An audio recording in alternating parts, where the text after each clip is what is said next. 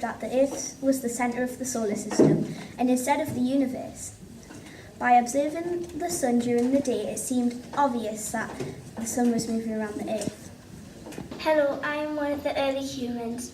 See, the sun's moving across the sky like it always does. We believe that the sun was a god called Aten. When he rose in the east, he was Kepri. When he was overhead, he was Ra. And when it set, he was Atum. The ancient Indians were some of the earliest astronomers, and we created calendars based on the sun and moon, 360 days and 12 months, not too far off the actual number. Ancient Sumerians knew a lot about planets, but we weren't sure about how they moved. We thought they were all linked together somehow. It was the ancient Greeks who really started to look exactly how the planets moved. Aristotle was one of them. Hi, I'm Aristotle. I believe that the Earth is in the centre of the universe and that all planets move around it. I think quite rightly that the Earth is a sphere and it has transparent spheres surrounding it. The planets are attached to those spheres and move along them. Aristotle's idea of how the planet moves were actually displaced by a bright Greek scientist called Ptolemy. Hello, I'm Ptolemy. Well, I agree with Aristotle about some ideas. I also think that the Earth is at the centre of the universe. It has to be, because half of the stars are above us and half are below us. If we weren't in the centre of the universe, then we won't see any stars at all. Now, my model, called the Ptolemaic model after me, it shows that the other planets and the sun move around the Earth in circles, but also move in a circle as well. I know that's a bit complicated, but you see it explains why the planets seem closer sometimes and further away at other times. Simple? Great. I managed to clear that all up.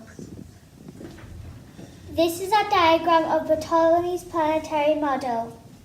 Oh, Hazen. Well, I do think that the Earth is at the centre. Don't get me wrong, but the planets simply can't move the way Ptolemy says. It doesn't make sense mathematically. Other Islamic scholars from the Maharaja school toyed with the idea of heliocentrism. I'm Tusi. I studied the planets a lot. I created the Tusi couple, which shows how planets can rotate and orbit at the same time. I wasn't entirely convinced that the Earth did though. This is a diagram of the Tusi couple model. Tusi's work influenced by the first real scientist to propose the heliocentric model, Copernicus.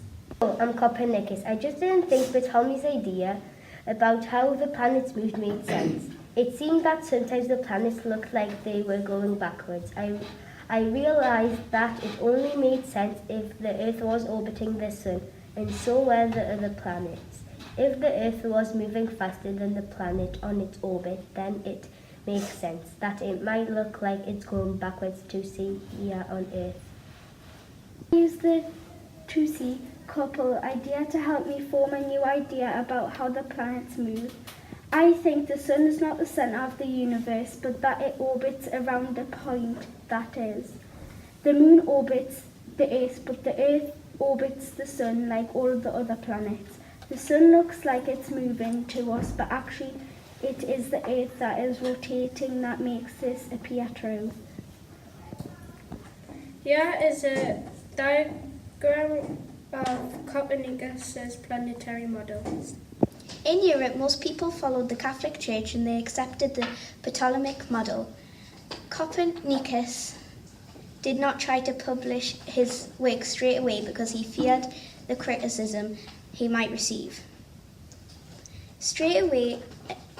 He did eventually publish a book, but it was the same year that he died. His ideas were not accepted straight away and some objected. This was because there was a passage in the Bible which seems to suggest that the Earth is stable, that it doesn't move. However, at first there was a little controversy. Copernicus's ideas did not cause a huge fuss and were not totally accepted. Hello, I'm Tycho Brahe. I didn't like the idea that the Earth moved around the Sun, so I invented a model where some planets go around the Sun, except for Earth. The Sun and Moon go around the Earth in my model. This is my planetary model. While many did not like Tycho's ideas of the invention of the telescope was about to change all manner of things in astronomy. Firstly, it was used to prove that Mars did orbit the Sun. This made some agree with Tycho's model. It wasn't until particularly plucky Italian called Galileo came along as the Copernicus ideas started to gain evidence and members of the church started to see heliocentrism as dangerous. I'm Galileo Galilei. Well, I have to say that telescope is brilliant, but the fact that I used it to look at space, the heavens as we call it, and the thing until I started to observe planets with my telescope, they were found that the moons were definitely orbiting Jupiter and not the Earth. Therefore, it made sense to me that Copernicus was right. I did not disagree with the church, but that the Bible was not talking about the actual movement of the earth.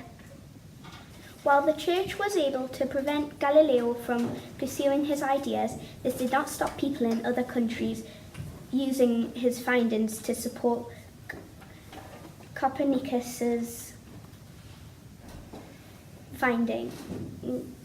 model and build on it. Ideas were changing to a heliocentric model based on evidence from the better and more powerful telescopes. I am Johannes Kepler. I was the first person to create an actual model and tried to explain how the heliocentric system worked. More importantly, I stated that the Sun was definitely the centre around the planets which orbited it. I came up with the laws of how the planets moved. Hello, I'm Isaac Newton. It was obvious by the time I was writing my works that the only idea that made sense was that the solar system was heliocentric. I supported Kepler's work with my own ideas of gravity, which help explain why the planets stay in their orbits as they do. By the time Newton published his books explaining how gravity affected the planets, the church had to change its mind. It stopped banning books about heliocentrism and finally accepted that the Earth moved not just in one day but in 2 days, rotating and orbiting. That brings us to the way in today where we believe nothing but the heliocentric model. What this story shows is that its ideas in science do change over time, but big discoveries can often take a long time to be accepted and proven.